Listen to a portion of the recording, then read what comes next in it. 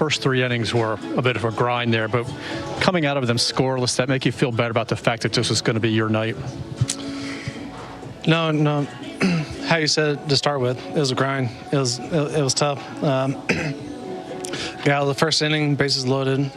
First pitch, curveball, he got up under, and then I was able to settle down. That's not the typical first inning that you would typically want, throwing 20-plus pitches.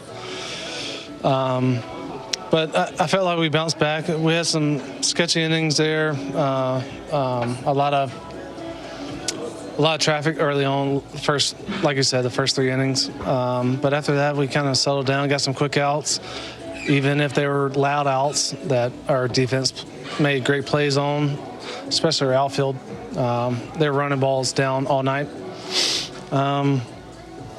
But after that, we kind of settled down. We had a couple of 1, 2, 3 innings, Adley and I, and we kind of settled in, and we did a good job. Our offense afforded us a couple runs to start with, and overall pleased with everything that went on. 5 in a row for us. Brandon just mentioned that the bullpen was somewhat thin tonight. Is you going back out there the 7th, just trying to scratch out another one for the boys, as you said? What was the first part of that? That we were thin? The bullpen was a little tired tonight. He didn't fight me back too much when I wanted to go back out for 7th, so maybe that was on his mind. I don't know the guys' schedules day to day out there, but got a quick 6th inning. I was around 100.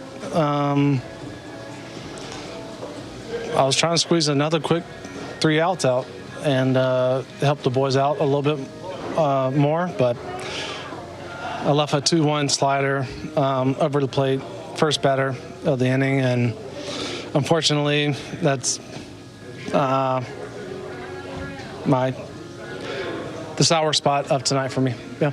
Hey, Jordan, over the last 2 months, almost 2 months, the team's played 500 ball. Do you think that this team is good enough to be a 500 team for the rest of the season? I do, because first of all, good teams have really good bullpens, and we have a lot of good stuff out there. We have a lot of guys that do a lot of different things. They have really good arms. We have a lot of good arms out there. And then at the top of our lineup, we can bang with the best of them. And then our starting staff are young, but the rest of the guys, they might be a little clueless how good they might be.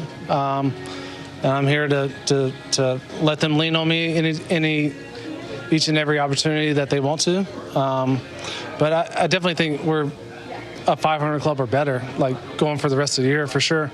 I'm not sure where we're at right now. A couple games under, maybe 4. After 5 in a row, I think we're closer to 500 than 9 under before this streak for sure. How was it working with Adley today? It was good. I think it's only our 3rd or 4th time working together since I've been wearing an Orioles uniform since he was injured in spring.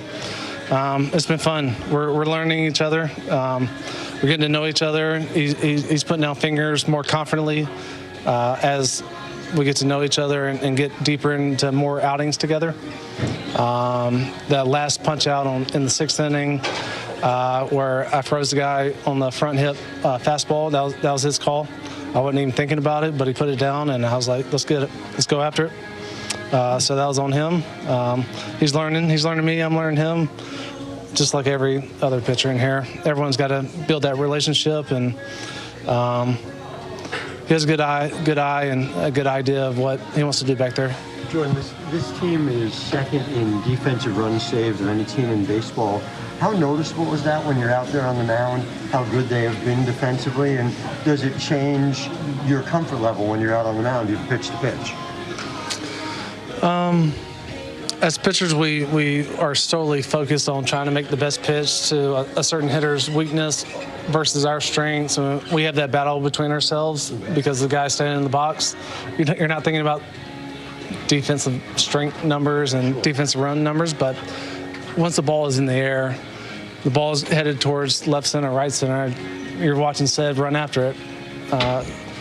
there's a decent chance he's going to run up under it. The first one he caught diving, I was looking up and down, like trying to gauge if he was going to be able to get there or not. In the first half of that thought process, I was like, no, he's not there. But he ended up making that play. So I think it's more the after fact that we're privileged to have those guys behind us. To the Otani, you kept pitching the changeup and also the sinker. Was that something you guys had a conversation before, and you're really comfortable and confident for that? Yeah, just game plan wise, what I do well versus what he doesn't do as well, or what he likes to hit well up over the plate. I'm not a big velo guy, velocity wise, so I got to trick some hitters nowadays. I got some breaking balls, I got the change-ups. The situation, I had a lot of traffic in the first inning, so I'm going to go to some all speed earlier on. But if there's no one on base, I'll probably challenge him a little bit more early on. But I think maybe every at bat he had a guy on base. So I went to maybe a changeup a time or two earlier than I would have with no one on. No one on base, I'm more likely to get after it and challenge guys.